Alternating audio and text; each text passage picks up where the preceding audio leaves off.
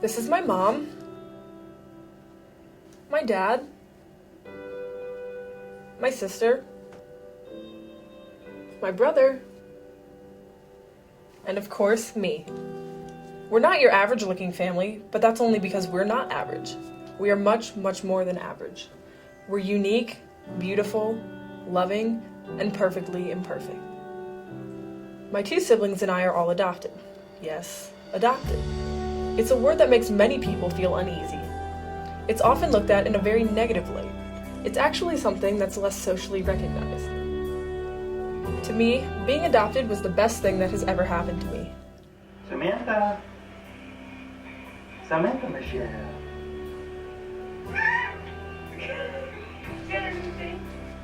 Where'd she go? I don't know the reasoning behind my adoption, but I can't say I haven't always wondered. There are many days when I can't stop thinking, like what life might have been like if I wasn't adopted, or what if I was placed with a different family? Why did my birth mother feel like she had to give me up? Was she too young? Not financially prepared? Maybe she was a drug addict or an alcoholic. What was my birth father like? Did he actually go to jail like I seem to tell everyone? Was he as nice as my father is now? What if I wasn't so lucky to have the amazing siblings that I have now? There are so many unanswered questions, and once I think about one, the rest just come flowing in. Where is everyone now? What do they look like? Do I look just like them? Do I even have siblings? I'm pretty sure I have at least 2 sisters. Do they look like me? Do they have hair like mine that they struggle with? I love awkwardly telling the doctors repeatedly that I will never have an answer to their questions about if maybe heart disease runs in my family, because I was adopted and that information is just simply not given out. It is kind of scary not knowing what I may be prone to. I won't know what to expect for myself, or even what to tell my kids to look out for. Why didn't my mom want me? What could I have done so wrong to deserve being given away? Do I want to try and meet them? Any of them? What would happen if I did? Would they be happy to see me, or would they turn me away? Do they even want to know me? Have they been looking for me? Should I start looking? Where would I begin? What kind of relationship would we have after that? If we had a close relationship, how would that make my parents feel? Everything just comes racing through my mind all at once. All of the questions, and all of them are unanswered.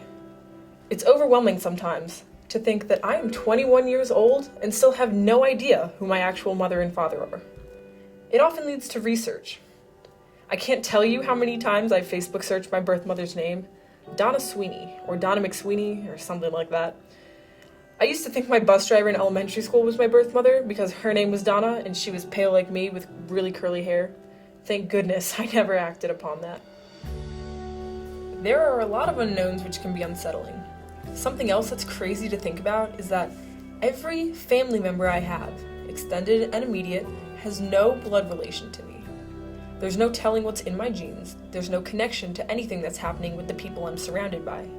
You know those stories about storks that drop babies off of people's front doors? Yeah, that's pretty much what it feels like. I'm sick of the questions. I'm sick of not knowing where I came from or who I came from. I want to know the details. Not just the physical and the personality sides, but the background too. There's so much history that feels like it's been permanently erased. Author John Green once said, "Maybe there's something you're afraid to say, or someone you're afraid to love, or somewhere you're afraid to go. It's gonna hurt, and it's gonna hurt because it matters." No matter how important finding out who my real family is, I can't help but think about my family now. Happy Thanksgiving. There's a cook. Hi. We're having a perfect day. Somewhere right now while she's... It's their Thanksgiving dinner, Okay. My family is wonderful. We're extremely fortunate, and the best part is that we all get along, for the most part. There's always the fear that when adopting a child into your home, you won't all get along, and you hear those stories a lot. But my story is the opposite. Home life is great. Our parents have always told us we were adopted for as long as I can remember. We were always told how special we were and how we were chosen and wanted. There's always been discussion and comfort in talking about maybe finding the other families, but none of us have made that leap yet, although I am considering it for the near future. I love when people ask me about being adopted rather than shying away and apologizing. Being adopted is nothing to be ashamed of. It's nothing to hide, it's nothing to fear, and it's definitely nothing to avoid. It's something I've always been open about, and most importantly, it's what's made me exactly who I am today. It's why I'm happy, it's why I go to a great school with great friends. My parents are beyond loving, beyond caring, and beyond devoted to me and my siblings. Samantha, what are you going to tell us? Could you say something to us? Look what you were just saying before, moments before we put the video on.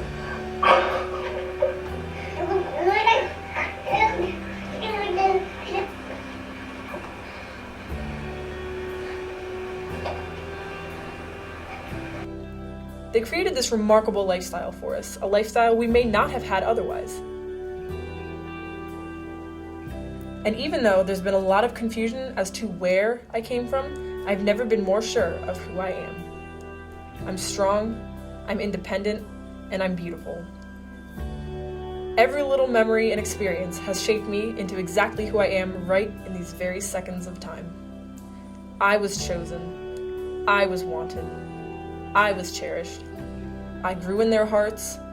I was the missing piece. I was loved. I was adopted. Do I look bald? Nope, You look upset. you should be.